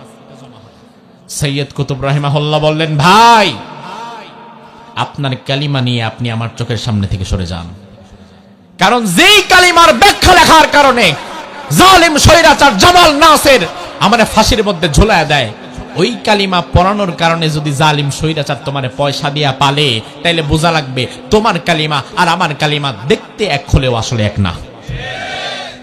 আমার কালিমা আমাকে অন্যায়ের বিরুদ্ধে প্রতিবাদ করতে শেখায়, আর তোমার কালিমা অন্যায়ের কাছে বিক্রি হওয়া শেখায়। এই দুই কালিমা কি এক হবে? আমার ভাই, সে আল্লাহ রাব্বুল আলামিন বলেন, আল্লাহু লা ইলাহা ইল্লাহু, আমি এমন আল্লাহ, আমি ছাড়া তোমাদের কোনো ইলাহ। আমরা বললাম, আল্লাহ আপনার আরো কোনো পরিচয় আছে নাকি? আল্লাহ বললেন, আল হাইয়ুল কাইয়ুম, আমি এমন আল্লাহ, আমি চিরঞ্জীব, আমার কোনো মৃত্যু নাই, আমি কাইয়ুম, আমি সবকিছুর নিয়ন্ত্রণকারী। এরপরে আমরা বললাম, আল্লাহ আপনি যে সবকিছুর নিয়ন্ত্রণ করেন, আপনার কি ঘুমের দরকার নাই? আপনার কি কোনো বিশ্রামের দরকার নাই? আল্লাহ বলে, শোনো, লা তাখুদুহু সিনাতুন ওয়ালা নাওম। পারেন না কেউ? না, পড়বেন কেন? ওয়াজ আজকে সব আপনারা দিয়ে করামু, এই নিয়ত করে আসছেন। পড়েন, লা তাখুদুহু সিনাতুন ওয়ালা নাওম। আল্লাহ বলে, ও বান্দা, আমার কোনো ঘুম নাই, আমার কোনো তন্দ্রা নাই, নিদ্রা নাই, কিচ্ছু নাই। আমার ভাই, আল্লাহ কেন ঘুমায় না? তার কারণ, ঘুম আসবে তার দুর্বলতা আছে যার। আমরা সারাদিন কাজ করার পরে দুর্বল হই, যখন ঘুম আসে তখন। কিন্তু শরীর যদি এনার্জেটিক থাকে তখন দেখবেন ঘুম আসে না। দুর্বলতা যত বাড়ে ঘুম তত বাড়ে। আমার আল্লাহর কেন ঘুম নাই? কারণ আমার আল্লাহর কোনো দুর্বলতা। মুসা আলাইহিস সালাম আল্লাহরে একদিন বলে, আল্লাহ বেয়াদবি মাফ করলে একটা কথা বলি। বলো। তোমার কথা তো আবার লাইন কাট থাকে না, একটু বুঝে শুনে বলল। আল্লাহ, আমার মনে একটা প্রশ্ন জেগেছে, আপনি কেন ঘুমান না? ঘুমাইলে সমস্যা কি? ঘুমাইতে তো মজাই লাগে। ঘুম আসছে আপনাদের? কাজ হয়ে গেছেন তো? আল্লাহ, ঘুমাইতে তো মজাই লাগে, আপনি ঘুমান না কেন? আল্লাহ বলে, মুসা আমি ঘুমাই না কেন? উত্তরটা এখন দেওয়া যাবে না। আজকে রাতে 2 কাপ পানি নিয়ে, মাটির 2টা কাপে 2টা গ্লাসে পানি নিয়ে দাঁড়িয়ে থাকবা। এরপরে সকালবেলায় আমার কাছে আসবা। কেন আমি ঘুমাই না? জবাবটা দিয়ে দেব। এই ঘটনাটা যদিও অনেকে দায়ীফ বলেছেন, এটা বোঝানোর স্বার্থে বলা, ইসরায়েলি রিওয়ায়াত এটা। মুসা আলাইহিস সালাম রাত্রে আল্লাহর কথা মতো 2 কাপ পানি নিয়ে দাঁড়িয়ে আছেন। কতক্ষণ দাঁড়ায় থাকা যায়? সারাদিন ফেরাউনের সাথে দৌড়াদৌড়ি, ঘুমের সময় পাই নাই, এখন রাত্রে কত সময় দাঁড়ায় থাকা যায়? দাঁড়িয়ে থাকতে থাকতে থাকতে থাকতে এক সময় ঘুমের কারণে, হালকা একটু ঝিমুনির কারণে গ্লাস দুটো হাত থেকে পড়ে টাস করে মাটিতে পড়ে ভেঙে চুরমাচুর হয়ে গেছে। সকালবেলা মুসা আলাইহিস সালাম আল্লাহর কাছে গেছে। আল্লাহ বলে, মুসা খালি হাতে কেন? গ্লাস কই? আল্লাহ, গ্লাসও নাই, পানিও নাই। কেন? এই দাঁড়ায় ছিলাম, ঘুমের ঠেলায় পড়ে সব শেষ হয়ে গেছে। আল্লাহ বলে, মুসা, একটা রাত আর 2টা গ্লাস তুমি কন্ট্রোল করতে পারলা না, ঘুমের কারণে শেষ হয়ে গেল। আকাশ ও জমিন আমি আল্লাহর চোখের সামনে, আমি আল্লাহ যদি এক মুহূর্তের জন্য ঘুমায় যাই, গোটা আকাশ এবং জমিনটাও তো ধ্বংস হয়ে যাবে। সে আল্লাহ রাব্বুল আলামিন বলে, বান্দা, লাহু মা ফিস সামাওয়াতি ওয়া মা ফিল আরদ, আকাশে এবং জমিনে যা আছে সব কিছুর মালিক কে? মান যাল্লাযী ইয়াশফাউ ইনদাহু ইল্লা বিইذনি, কে আছে এমন যে আমি আল্লাহর অনুমতি ব্যতীত সুপারিশ করতে পারে? আমার ভাই, আমাদের যে আমল, এই আমলে জান্নাতে যাওয়া আমাদের জন্য কঠিন। সুপারিশ আমাদের লাগবে। কিয়ামতের দিন নবীরা সুপারিশ করবে, হাদিসে আছে না নাই? হাফেজগণ সুপারিশ করবে, আলেমেরা করবে, শহীদেরা করবে। তবে আমার ভাই, বিষয় হচ্ছে সুপারিশ করার মূল মালিক, সুপারিশের মূল ক্ষমতা আল্লাহর। আল্লাহ যতক্ষণ না পর্যন্ত অনুমতি না দিবেন ততক্ষণ কেউ করতে পারবে না। আর এদিকে আমাদের বাংলাদেশে অনেক ভণ্ড পীরের জন্ম হয়েছে। তারা তাদের মুরিদদেরকে বোঝায়, আমাদের কাছে আসবা, মাজারে গরু দিবা, ওরসে সিন্নি দিবা, হাত টিপবা, পা টিপবা, রঙে বউরেও নিয়ে আসবা, টাকা দিবা, পয়সা দিবা, হাদিয়া দিবা, তোহফা দিবা, খুশি করায় দিবা। আর হাসরের মাঠে কিয়ামতের দিন তোমাদেরকে আমি সুপারিশ করায় পার করায় দিব। এমন কথা বলার মতো ভণ্ড পীর বাংলাদেশে আছে না নাই? এজন্য আমরা বহু জায়গায় দেখলাম এমনও পীরের দরবার, যে পীরের দরবারে যাওয়ার পরে, যাওয়ার আগে হয়তো তার ইমানটা একটু আকটু ছিল, কিন্তু যাওয়ার পরে সেজদা দেওয়ার কারণে তার ইমানটা আর এখন নাই। আছে না নাই? আমার ভাই, ভালো করে বোঝেন, আল্লাহ আয়াতুল কুরসির মধ্যে বললেন, মান যাল্লাযী ইয়াশফাউ ইনদাহু ইল্লা বিইذনি, কে আছে এমন যে আমি আল্লাহর অনুমতি ব্যতীত সুপারিশ করবা? আশ-শাফাআতু হাক্কুন, সুপারিশ সত্য বিষয়। আল্লাহ রাব্বুল আলামিন আরেক আয়াতের মধ্যে বললেন কুল্লিল্লাহি শাফাআতু জামিআ, সুপারিশের সবটার মালিক কে? আল্লাহ আরেক আয়াতের মধ্যে বললেন ওয়ালা ইয়াশফাউনা ইল্লা লিমান ইরতাদা। আবার আল্লাহ বললেন ওয়া রাদিয়া লাহু কওলা। আল্লাহ রাব্বুল আলামিন যার প্রতি সন্তুষ্ট হবেন এবং যারে অনুমতি দিবেন তিনি ছাড়া কেউ সুপারিশ করতে পারবে না।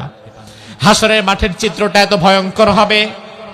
আমরা যে জমিনের উপরে বসে আছি, আমাদের বসার নিচে মাটি, আর হাসরের মাঠ এমন হবে, বিশ্বনবী বললেন ইহশারুন নাস ইয়াউমাল কিয়ামাতি আলা আরদিন বাইদা আফরাকা কুরসাতিনাকি। হাসরের মাঠকে আল্লাহ বানাবেন তামা দিয়া, ওই তামার উপরে আপনারা দাঁড়ায় থাকা লাগবে। তামা দিয়া কেন বানাবেন? আজকের বিজ্ঞান বলছে তামা হচ্ছে সব চাইতে তাপ সুপরিবাহী। এই যে মাইকের তার, এই তারের ভেতরে তামার ব্যবহার আছে, এই জন্য কথা বলতেছি এখানে, মুহূর্তের মধ্যে কথা চলে যাচ্ছে 200 মাইল দূরে। এই যে লাইটের তার, তারের ভেতরে তামার ব্যবহার আছে, এই জন্য লাইটের সুইচটা যদি থাকে আপনাদের গ্রামে, আর লাইটটা যদি ফিট করেন ঢাকায়, সুইচ যদি থাকে আপনাদের গ্রামে, সুইচ চাপ দিতে দেরি হবে, ওই ঢাকায় শত শত কিলোমিটার দূরে লাইটের আলো জ্বলতে দেরি হবে না। এত বেশি তাপ সুপরিবাহী ক্ষমতা তামার। হাসরের মাঠে আল্লাহ রাব্বুল আলামিন মাঠটা বানাবেন তামা দিয়ে, আর মাথার উপরে সূর্যকে ফিট করে রাখবেন। বিশ্বনবী বলেন তুদনাস শামসু ইয়াউমাল কিয়ামাতি মিনাল খালক হাত্তা তাকুনা মিনহুম কামিকদারি মিল। মানুষের মাথার 1.5 ইঞ্চি উপরে সূর্যকে দাঁড় করাবেন। ও ভাই, সূর্যটা পৃথিবী থেকে 9,30,00,000 মাইল দূরে, 9,30,00,000 মাইল দূর থেকে সূর্যটা যখন চৈত্র মাসে আলো দেয়, মাত্র 42-43 ডিগ্রি তাপমাত্রা দিলেই তো আমাদের চাঁদনি গরম হয়ে যায়, পুকুরের পানি সিদ্ধা গরম হয়ে যায়। আর ওই সূর্যটাকে আল্লাহ রাব্বুল আলামিন মাথার 1 ইঞ্চি কাছে এনে দিবেন, পায়ের নিচে থাকবে তামা। সূর্যের সুইচটা যখন আল্লাহ অন করে দিবেন, সাথে সাথে পুরা হাসরের মাঠটা উত্তপ্ত গরম কড়াইয়ের চাইতেও বেশি হিট হয়ে যাবে। দাঁড়ায় থাকা যাবে না, মাথার চান্দি ফেটে যাবে, মানুষেরা ঘেমে হয়রান হয়ে যাবে, এসিডের পানির মতো মানুষের শরীর থেকে ঘাম ঝরতে থাকবে। ওই মুহূর্তে আমার ভাই, মানুষেরা সুপারিশের জন্য নবীদের কাছে যাবে, আদম আলাইহিস সালামের কাছে যাবে। আদম নবী বলবে আমি সুপারিশ করতে পারবো না, কারণ আমি যদি আল্লাহরে বলি আল্লাহ সুপারিশ করেন, আল্লাহ যদি আমারে বলে আদম তুমি আসছো আরেকজনের সম্পর্কে কথা বলতে, অথচ তোমারে বলছিলাম ওই গাছের কাছে যাইতে না, ফল খাইতে না, এখন তুমি যে আরেকজনের জন্য ওকালতি করবা, তোমার আমল নামার হিসাব আগে দিয়া যাও। আদম নবী বলবে আদম নবী বলবে ও উম্মতেরা আমি সুপারিশ করতে পারবো না। উম্মতেরা সবাই চলে যাবে নূহ আলাইহিস সালামের কাছে। নূহ আলাইহিস সালাম বলবে আমি পারবো না, কারণ দুনিয়ার সব নবীকে আল্লাহ তাআলা একটা বিশেষ দোয়া দিয়েছিল, ওই দোয়াটা করলেই আল্লাহ কবুল করে নেয়। আমি বলেছিলাম আল্লাহ আমার জাতিরে তুমি বন্যা দিয়া ডুবায়া দাও, ওই দোয়াটা আমি তখন করেছিলাম। আজকে আমার আল্লাহ যদি আমারে বলে নূহ তুমি তোমার জাতিরে বন্যা দিয়া না ডুবায়া তাদের জন্য তো হেদায়েতের দোয়াটাও করতে পারতা, এটা কেন করো না, এই জবাবটা দাও, তাইলে আমি তো আটকে যাব। নূহ আলাইহিস সালাম বলবে আমি কথা বলতে পারবো না। ইব্রাহিমের কাছে মানুষ চলে যাবে, ইব্রাহিম বলবে আমিও পারবো না। মুসা আলাইহিস সালাম বলবে আমিও পারবো না। ঈসা নবী বলবে আমিও পারবো না। আল্লাহ কোরআনের মধ্যে বললেন ইয়াউমা ইয়াকুমুর রূহু ওয়াল মালাইকাতু সাফফা লা ইয়াতাকাল্লামুনা ইল্লা মান আদিনা লাহুর রহমানু ওয়া ক্বালা সাওয়াবা। ওই কঠিন দিনে ভয়াবহ অবস্থা এমন হয়ে যাবে, জিব্রাইল সব ফেরেশতাদের সরদার, ওই জিব্রাইল পর্যন্ত চুপচাপ হাতটা বেঁধে নিচের দিকে তাকায় দাঁড়ায় থাকবে, আল্লাহর সাথে কথা বলার মতো সাহস কারো হবে না। তাইলে আমার মুসলমান ভাইরা বিবেক খাটাও, যেই কঠিন দিনে আদম নবী বলবে আমি আল্লাহর সাথে কথা বলতে পারবো না, নূহ নবী বলবে আমি পারবো না, জিব্রাইল পর্যন্ত চুপচাপ দাঁড়ায় থাকবে, ঈসা মুসা ইব্রাহিম খলিল পর্যন্ত কথা বলবে না। তোমার দুনিয়ার কোন পীর বাবা যদি বলে ওই দিন আমি তোমারে পার করায়া দিব, আমি তোমার জন্য সুপারিশ করব, তাইলে বোঝা লাগবে ওটা পীর না, ওটা হচ্ছে সাক্ষাৎ শয়তান। কারণ তোমার মর্যাদা নবীদের চাইতে বেশি হয় নাই। নবীরা যদি বলে আমি পারবো না, তাইলে তুই বেটা কোথাকার কে? আমার ভাই কোরআনের মধ্যে আল্লাহ বললেন ইয়াউমা ইয়াফিরুল মারউ মিন আখি ওয়া উম্মিহি ওয়া আবি ওয়া সাহিবাতিহি ওয়া বানি। ওই হাসরের ময়দানটা এত কঠিন হবে, বাবা তার সন্তান দেখলে পালায়া যাবে, সন্তান বাবারে দেখলে পালায়া যাবে, ভাই তার ভাইকে দেখলে পালায়া যাবে। কথাগুলো কোরআনের মধ্যে আছে না নাই? আমার ভাই, এই আয়াত তো আমার জন্য প্রযোজ্য। আমিও ওই দিন আমার বাপের দেখা পালাবো। আপনি আপনার সন্তানকে দেখে পালাবেন, পরিচয় দিবেন না, নিজের চিন্তা করবেন। তাইলে তোমার পীর সাহেব হুজুরও কারো না কারো ছেলে, কারো না কারো বাবা। ওই বেটা তো ওই দিন নিজেই তার সন্তানরে দেখে নিজেই পালাবে, সেখানে তুমি মুরিদ কোথাকার কে? আমার ভাই, তাইলে শাফাত তো আমাদের লাগবে, কারণ আমাদের আমল দিয়ে তো আমরা জান্নাতে যেতে পারবো না। বিশ্ব নবীর শাফাত আমাদের কিয়ামতের ময়দানে দরকার আছে না নাই? আল্লাহর হাবিব এবার চমৎকার একটা হাদিস বলেছেন, ওই হাদিসটা শুনলে আমাদের কলিজাটা জোড়ায়া যায়। এই হাদিসটা বলে আলোচনা শেষ করব। আর একটু ধৈর্য সহকারে বসতে পারবেন? কষ্ট হচ্ছে? আল্লাহর হাবিব হাদিসের মধ্যে বললেন, উম্মতেরা শোনো, আতানি আতিম মিন ইনদি রাব্বি ফাখায়্যারানি বাইনা আন ইউদখিলা নিসফা উম্মতি আল জান্নাহ ওয়া বাইনা আশ-শাফাআহ। একদিন হঠাৎ করে আল্লাহর পক্ষ থেকে একজন ফেরেশতা আমি নবীর কাছে আসলেন। সুবহানাল্লাহ কয় না? কার পক্ষ থেকে?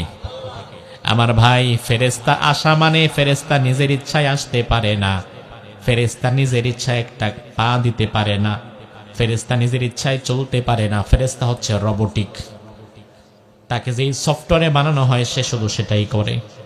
তাইলে ফেরেশতা রাসূলের কাছে আসা মানে হচ্ছে তাকে পাঠিয়েছেন কে? আল্লাহর হাবিব বলেন, ওই ফেরেশতা এসে আমারে বলল, প্রিয় নবী, আজকে আপনার রব আল্লাহ তাআলা দুইটা অফার আপনাকে করেছেন, তবে দুইটা অফার একসাথে নেওয়া যাবে না, যে কোনো একটা বাছাই করা লাগবে, একটা নিলে আরেকটা বাদ। বিশ্বনবী বললেন, কি অফার বলো? অফারগুলো শোনেন, বড় মজার, কলিজা জোড়ায় যায়।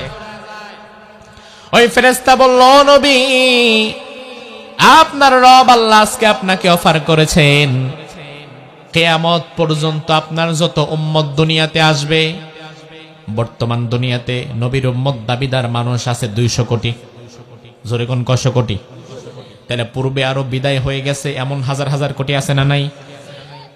আর ধরেন কিয়ামত কথার কথা যদি আর 100 বছর পরে হয়, এতদিনে কি উম্মত কমবে না আরো বাড়বে? ধরেন কিয়ামত পর্যন্ত রাসূলের উম্মত যদি হয় 10,000 কোটি, কথার কথা বললাম, কিয়ামত পর্যন্ত যদি রাসূলের উম্মত হয় 10,000 কোটি, আল্লাহর অফারটা হচ্ছে, ও নবী, আপনার উম্মত হওয়ার কারণে অর্ধেক মানুষকে বিনা হিসাবে আল্লাহ জান্নাত দিয়ে দিবেন। এত আস্তে কইলেন? টোটাল রাসূলের উম্মতের সংখ্যা হিসাব করে অর্ধেক উম্মতকে শুধুমাত্র রাসূলের উম্মত হওয়ার কারণে আল্লাহ জান্নাত দিয়ে দিবেন। আমার ভাই, বুদ্ধিমান যারা, তারা অফার একটা শুনে লাভ দেয় না, বরং আরেকটা কি, ওটাও শোনা লাগে। আল্লাহর হাবিব বললেন, শুনলাম বড় মজার অফার, তবে আরেকটা অফার কি? ফেরেশতা বললেন, আরেকটা অফার হচ্ছে শাফাআহ। আল্লাহ তাআলা আপনাকে কিছু সময়ের জন্য শাফাআতের অনুমতি দিবেন। বিশ্বনবী বললেন, ফাখতারাতুশ শাফাআহ, আমি অর্ধেক উম্মতকে জান্নাতে নেওয়ার অফার না নিয়া শাফাআতের অফারটাই রেখে দিলাম। আমার ভাই, তার কারণ রাসূল বললেন, আমার বিশ্বাস অর্ধেক উম্মতরে আল্লাহ যে জান্নাতে দিবেন, আমার হাতে যদি শাফাআতের কোন চাবিকাঠি আল্লাহ সাময়িকের জন্য দেয়, আমি নবী তো তার চাইতে বেশি জান্নাতে নিব। আমার ভাই, হাদিসটা শুনলে আমাদের ভালো লাগে কিনা? তাহলে একটু মজা করে কোন সুবহানাল্লাহ। এইবার একটু কষ্টকর কথা শুনেন, কারণ হাদিসটা যদি এখানে শেষ হয়ে যেত আমরা বেঁচে যেতাম। কি বিপদে পড়ছি, হাদিসটা আরেকটু আছে, শেষ হয় নাই। তাহলে মজার অংশ যেহেতু শুনছেন, ফুলের গন্ধ যেহেতু নিছেন, একটু কাটার বাড়িও খায়া যান। আমার ভাই, আল্লাহর হাবিব বললেন, হ্যাঁ, আমি নবী সুপারিশ করব। ওয়াহিয়া লিমান মাতা লা ইউশরিকু বিল্লাহি শাইআ, আমার ওই উম্মতের জন্য সুপারিশ করব, আমার যেই উম্মত দুনিয়াতে আল্লাহর সঙ্গে কোনোদিন শরীক করে নাই।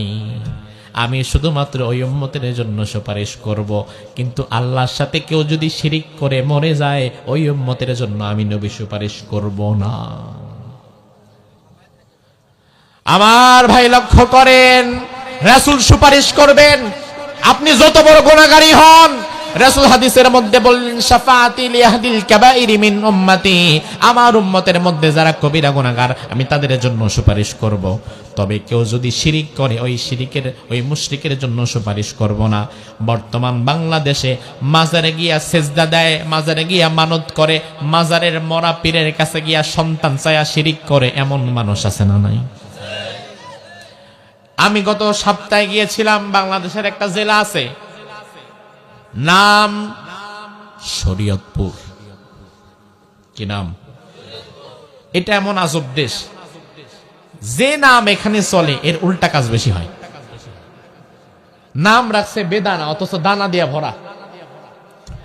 ঢাকায় একটা জায়গা আছে নাম শান্তিবাগ, ঢাকা শহরের ম্যাক্সিমাম চোর বাটপার হাইজাকার শান্তিবাগের বাসিন্দা। নাম রাখছে শরীয়তপুর, বেশরীয়তি কাজের কারখানা। আমি দুইটা মাজারে গেলাম।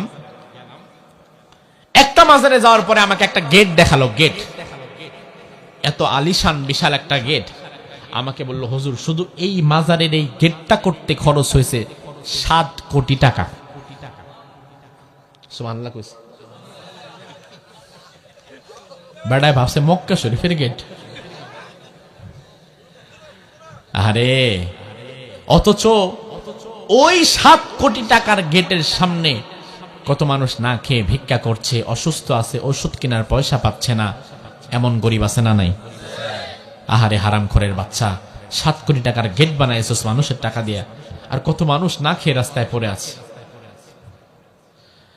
আরেক জায়গায় গেলাম, বাংলাদেশে খুব ফেমাস দরবার, সুরেশ্বর নাম। যাওয়ার পরে দেখলাম চারিদিক দিয়ে মাজার, মাজারের খাদেম আমরা দেখা দৌড়ায় আসছে, কি দিবেন? বললাম কি দিমু? সে ভাবছে যে যারাই আসে কিছু না কিছু দিয়ে যায়, টাকা দেয়, পয়সা দেয়, গরু দেয়, ছাগল দেয়। আমি কইছি কি দিমু এটা বলা যাব না, বললে আপনি আমারে থাকতে দিবেন না। সেখানে আমি দেখলাম যারা হজ উমরা করতে গিয়েছেন অথবা না যান, অন্তত এতটুকু জানা থাকার কথা, সেখানে একটা কালো পাথর আছে। ওই কালো পাথরের নাম হাজরে আসওয়াদ। নাম শুনছেন তো? ওখানে চুমু দিলে গুনাহ মাফ হয়, গুনাহ দূর হয়ে যায়। হাজরে আসওয়াদ কাবার সাথে রাখা। ওই জায়গায় গিয়ে দেখি কালো কালো এরকম 3টা পাথর। এক মহিলা এসে ওই 3 পাথরের মধ্যে তেল মালিশ করলো। তেল মালিশ করে সে পাথরে চুমা টুমা দিয়ে সেজদা দিয়ে চলে গেল। আবার দেখলাম আরেকজন এসে ঘি মালিশ করতেছে। কিছুক্ষণ পরে আরেকজন এসে দেখলাম দুধ দিতেছে। আমি দাঁড়ায় দাঁড়ায় তামাশা দেখতেছিলাম, যে সার্কাস তো দেখতে ভালোই লাগে, বিনা পয়সায় সিনেমা দেখতেছি। আমি কি ব্যাপার? পরে কাছে গিয়ে দেখলাম পাথরের এখানে, আমার ফোনে ছবি তোলা আছে, লেখা আছে যে এই পাথরটা আমাদের অমুক পীর সাহেব কামরুক কামাক্কা থেকে নিয়ে আসছিল পকেটে করে। আনার সময় পাথরটা ছিল ছোট, আজকে আপনাদের মনের আশা পূরণ করতে করতে আর আপনাদের গুনাহ টানতে টানতে এই পাথর হয়ে গেছে বিশাল বড়। আর এই পাথরটা যত দিন যাবে তত বড়ই হইতে থাকবে। আমি বললাম এই 17 বছরের গুনাহের পরেও এটা তো দরকার ছিল বাংলাদেশের চেয়ে বেশি বড় হয়ে যাওয়া, এখনো সাইজ এমন আছে। অবাক হয়ে গেলাম। এই যে দেখেন, একজন তেল দিতেছে পাথরে, একজন দুধ দেয়, একজন ঘি দেয়, দাঁড়ায় আসি, আরেক রাম ছাগল আইসা দেখি ডাইরেক্ট চাটান দিতেছে, চাটতেছে পাথর। দুর্গন্ধ হয়ে গেছে জায়গাটা, কারণ একই জায়গায় আপনি তেল দিচ্ছেন, ঘি দিচ্ছেন, দুধ দিচ্ছেন, মাছি আসতেছে, পিঁপড়া আসতেছে, আরেক পাগল এসে চাটতেছে মানুষ। অবাক করা বিষয়, চাটার দল আসলো কোত্থেকে? আহা, পাশে লেখা দান বাক্স, যে আপনার মনের যত আরজি আশা এই পাথরের কাছে বলেন আর এখানে দান করেন, সব পূরণ হয়ে যাবে। কত মানুষ সেজদা দিচ্ছে, অথচ মনের আশা পূরণ করার মালিক কে? আমার ভাই, আপনাদের এলাকার কোন এক ভাই বিয়ে করেছে, 10 বছর সন্তানাদি হয় না, 10 বছর পর্যন্ত আল্লাহর কাছেই যায়, কিন্তু হঠাৎ করে শয়তানি কামড়াইছে, এখন আর আল্লাহর কাছে চায় না। 10 বছর পরে এখন মাজারের কাছে মানত কইরা বসে আছে, এমন আছে না নাই? আহারে ভাই, সন্তান দেওয়ার মালিক কে? মাজারওয়ালা না আল্লাহ? সন্তান দেওয়ার মালিক কে? কোরআনে আছে না নাই? আল্লাহ বললেন লিল্লাহি মুলকুস সামাওয়াতি ওয়াল আরদি ইয়াখলুকু মা ইয়াশা ইয়াহাবু লিমান ইয়াশাউ ইনাসা ওয়া ইয়াহাবু লিমান ইয়াশাউ যুকুর। আকাশ এবং জমিনের রাজত্ব কার? ছেলে দেয় কে? মেয়ে দেয় কে?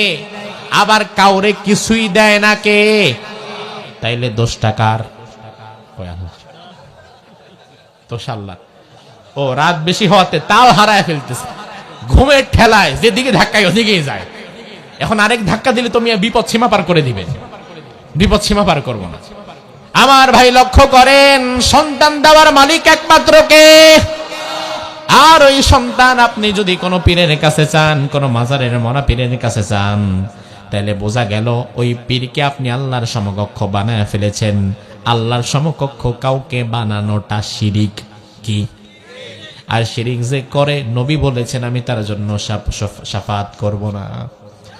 এবার আপনি বলবেন হুজুর আল্লাহ বাঁচাইছে, আমার পোলামাইয়ার অভাব নাই, আমার মাজারে যাওয়া লাগে না, আমার এমনি হয়। কিন্তু আমার ভাই, আপনি হয়তো শিরিক করেন আরেক জায়গায়। কারণ বাংলাদেশের মানুষ সবাই এক ঘাটের পানি খায়া ইমান হারায় না, এক একজন এক এক ঘাটের পানি খায়া ইমান হারায়। আপনি হয়তো শিরিক করেন না, মাজারে যান না, আপনি হয়তো আরেক জায়গায় গিয়া শিরিক করেন। এমন একটা রাজনৈতিক দল আপনি করেন, আপনার দলের নেতা ফেনীতে এসে ভাষণ দিয়ে গেছে লক্ষ লক্ষ মানুষের সামনে, আপনিও সেখানে উপস্থিত ছিলেন। আপনার নেতা বলল, ভাইরা আমার, সামনে নির্বাচন, জনগণের জন্য কাজ করা লাগবে, আমাদেরকে সংঘবদ্ধ থাকা লাগবে, আমাদেরকে কোনো প্রকার খারাপ কাজে জড়ানো যাবে না, জনগণকে আমাদের সাথে রাখা লাগবে। জনগণ যদি আমাদেরকে চায় তাহলে আমরাই সরকার গঠন করব, কারণ জনগণই হবে সকল ক্ষমতার উৎস। আপনি নেতার কথা শুই না হাততালি দিলেন, সুন্দর বক্তৃতা দিছে, একের কথা বলছে। তবে আমার ভাই, আপনার নেতা সব কথা বলেছে ঠিক, জনগণের জন্য কাজ করা লাগবে, আপত্তি নাই। জনগণ সাথে থাকলে আপনারা সরকার গঠন করবেন, তাতেও আপত্তি নাই। তবে আপনার নেতা যখন বলেছে সকল ক্ষমতার উৎস জনগণ, এখানে আপত্তি আছে না নাই? কারণ আপনার নেতা কিন্তু ক্ষমতার মালিক জনগণে বানায় দিছে, অথচ কোরআন তো ভিন্ন কথা বলে। কোরআন বলে তাবারাকাল্লাযী বিয়াদিহিল মুলক, সকল ক্ষমতার মালিক কে? আবার আল্লাহর কাতের মধ্যে বললেন আন্নাল কুওয়াতা লিল্লাহি জামিআ, সকল ক্ষমতার একমাত্র মালিক আমি আল্লাহ। তাইলে কোরআন একাধিক আয়াতে বললেন সকল ক্ষমতার মালিক আল্লাহ।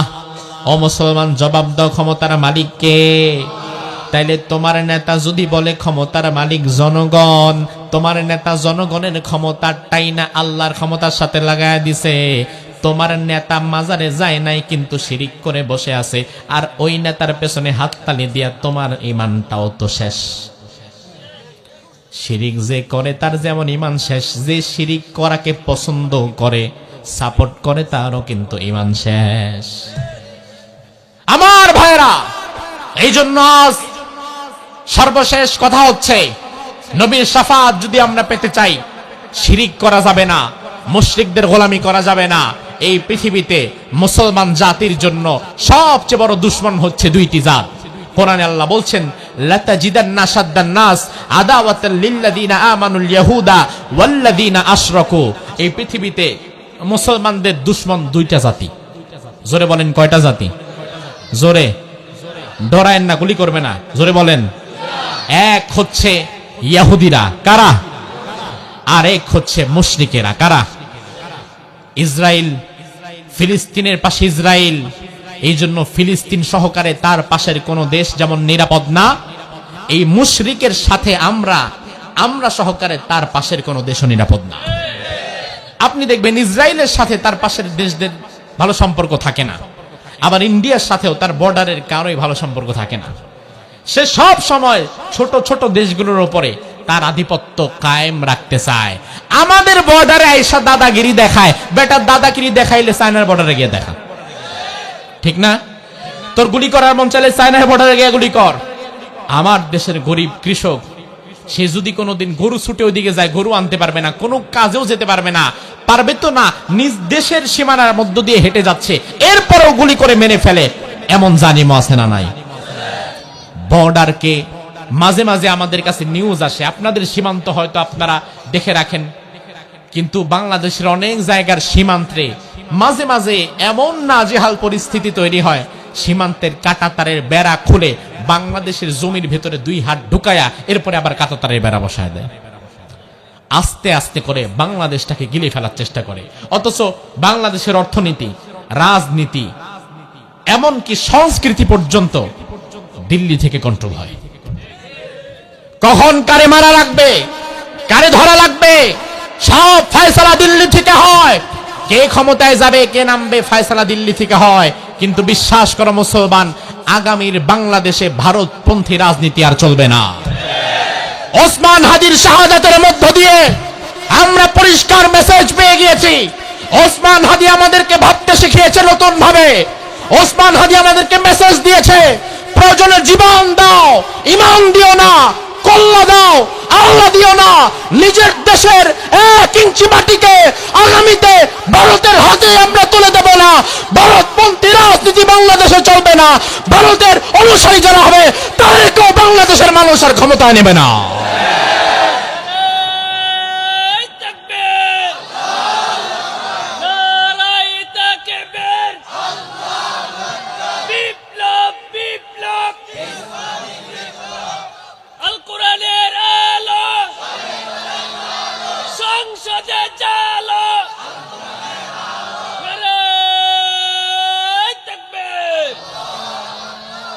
আল্লাহ সুবহানাহু ওয়া তাআলা কোরআনুল কারীম থেকে যে আলোচনা হয়েছে এর উপরে আমাদের সকলকে আমল করার তৌফিক দান করুক। আমরা বলি আমিন। হাযা মা ইনদি ওয়াল ইলমু ইনদাল্লাহ আলাইহি তাওয়াক্কালতু ওয়া ইলাইহি উনীব।